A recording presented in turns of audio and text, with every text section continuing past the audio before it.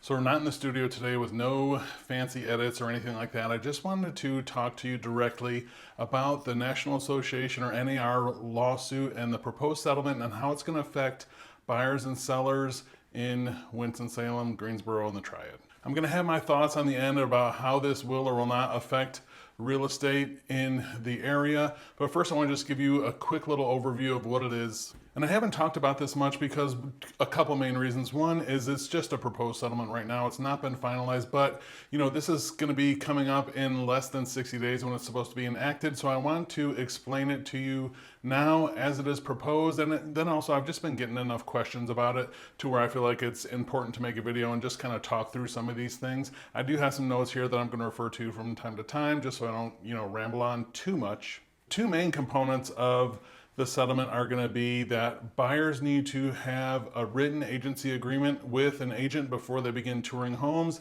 And the second part is MLS compensation cannot be listed in the MLS. A big portion of the lawsuit was steering, is that, agents would steer agents to or from houses depending on the commission rate. And thereby they said that was kind of price fixing. So moving forward, there can be no offer of compensation in the MLS anywhere, and buyers are going to have a written agreement with an agent before they begin touring homes that not only outlines their duties as an agent, but also it outlines compensation and who it's going to be paid by. So it didn't say some of the things that a lot of people are saying it did, basically. It just says that the offer cannot be on the MLS, not that the seller cannot pay compensation as they have before. Now, about a year ago, the MLS has started publishing compensation for the buyer's agent on all of the major portals. So if you're on Zillow, Redfin, Realtor, wherever you're looking at your listings, if you scroll down, sometimes it's towards the top, sometimes it's way down at the bottom, but there will be buyer agent fee of X amount on there, so you could automatically see. That's really important because in North Carolina, we're one of a handful of states where we already had some of these systems in place. We had to have an agency agreement, and that agreement outlined compensation. It says, this is how much I expect to be paid for as your buyer's agent. And in the case that if it's more than that, I have to disclose that to you. So you always understood where you're at. You could look at a listing, see that it was offering some kind of compensation, and then go forward from there. Should we still look at this property? I mean, I've seen compensation as low as $1. Actually, an agent in an office that I had to manage actually closed a sale before where the compensation was $1 for the buyer's agent. And that's my first problem with the proposed settlement of the lawsuit is how is less transparency better for the consumer? It seems like we just got that for the consumer about a year ago where they were able to see exactly what that buyer agent fee was on every listing on all the major portals. Anywhere that stuff was published, they can see. So the buyer can make the decision, oh my gosh, this is offering $1 compensation. Do I need to have a conversation or my agent should be having a conversation with me about it? Who's going to make up that difference? Can we negotiate it? Am I going to have to pay out of pocket? All of those things were in place right now. So I just don't understand how less transparency is better for the buyer. And sure, I'll just say, up front as well, I understand there are unscrupulous people that are real estate agents, just like there are any other industry. And I don't doubt that there are some unethical agents where they have steered people from one listing to another because this one was paying more or a bonus and they didn't disclose that. I don't doubt that was happening. However, I don't see how removing that totally from the consumer's view is supposed to be better. What we're going to have to do is we'll probably have to, as a buyer's agent, call the listing agent, hey, is the seller offering any compensation? How much is it? And then go back to the buyer and say, yes, this is what they're offering or they're willing to consider. Would you still like to go see the home? Here's what's going to happen if they're offering $0, and just kind of take it from there. But I don't see how giving a consumer less information is supposed to be better for them. I guess I do get the intent of it, but because an agent can't steer if it's not, published anywhere. But again, I just don't understand. Buyer's agents are going to have to be paid, so I don't understand how it's better for the consumer for them just to go potentially into a property blind. All they have an agreement with their agent ahead of time that says, yes, this is the compensation, but knowing where that is coming from is a huge, huge deal. I mean, I could not have bought my first house if not only did the seller pay my buyer's agent commission or they offer, an incentive to the buyer, me, to buy that house by paying my agent's commission, but also that I needed them at that time to pay for my closing costs. If they didn't, I would never have been able to buy a home. And I'm sure there are plenty of other people that are wondering that same thing right now. And to me, having less transparency and not publishing what a seller is willing to do is just ripe for so many problems. I mean, can you imagine I was discriminated because I'm in this protected class, or I'm work at this brokerage, or, I had a bad dealing with that. It could be numerous things for the agent and the client where they could feel they did not get a fair shake because this is not in the public eye for everyone to see. Oh, this person's getting this type of financing. Well, let's just offer them less commission. Maybe they'll go somewhere else. I mean, you can just see all kinds of crazy stuff potentially happening with this. And then if that is not published in the MLS after the fact, hopefully we'll still be able to see, yes, this deal closed at this amount of money with this compensation towards the buyer's agent. And that way, the biggest idea of that is comparables when you're selling a house, because a seller that pays a $1 commission versus 3% commission is going to have very different figures. And does that mean that the house was worth that much more, or that's just what somebody paid for it?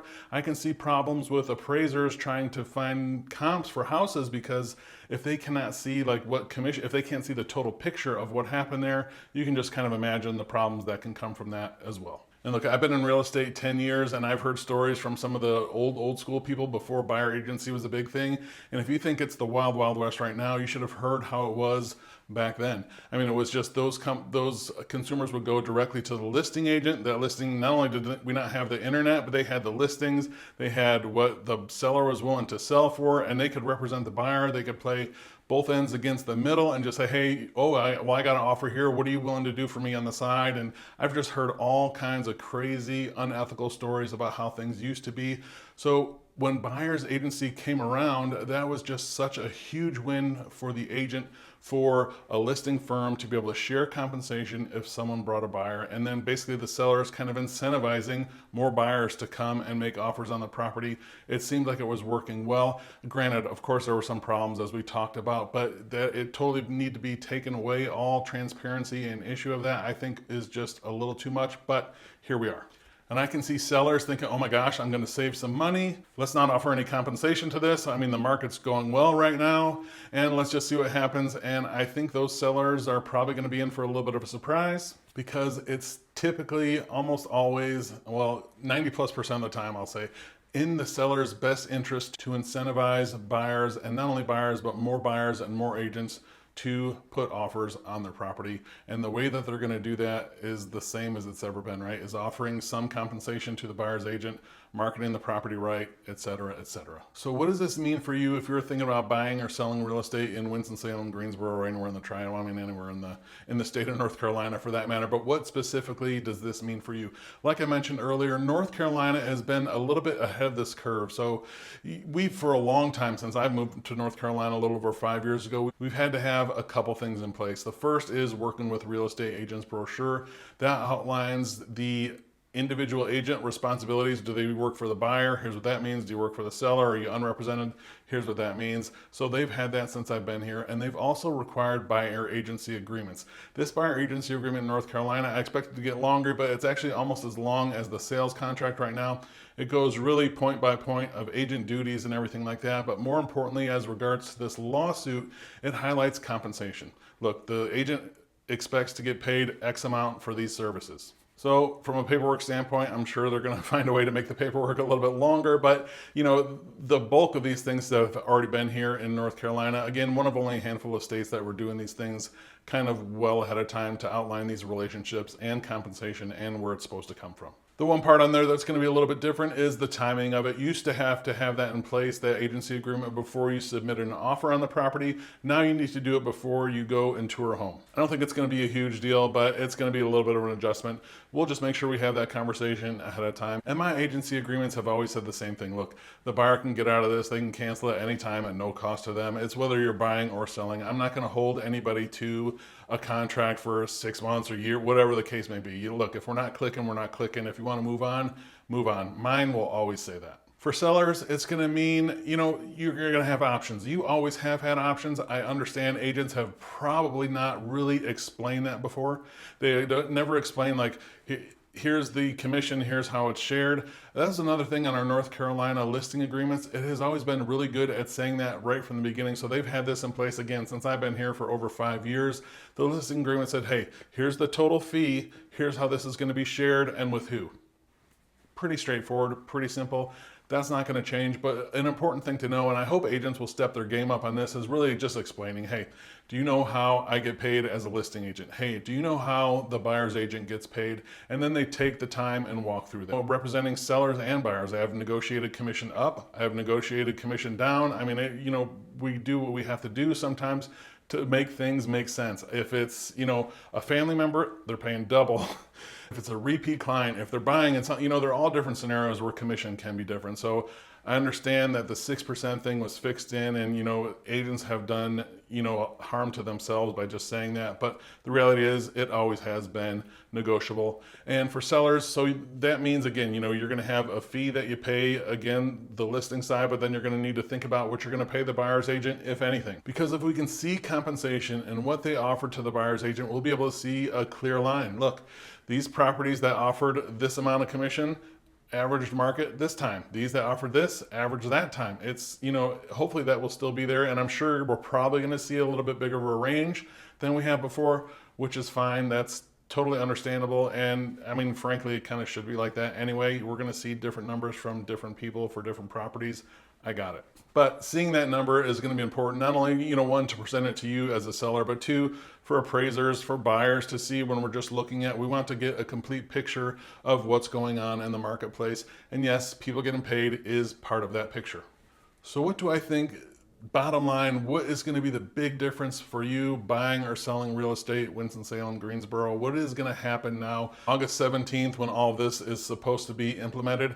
Long story short, I don't think that you're going to see a big change. Look, I think we're going to see a time, maybe a month or two in there where there's going to be some crazy numbers going on where sellers want to test the water or buyers refuse to pay, or we're going to have a hiccup. We're going to have a little bit of time to kind of work through those things. But the most important thing is to hire the best agent you can, whether you're buying or selling. And now more than ever, that is really important.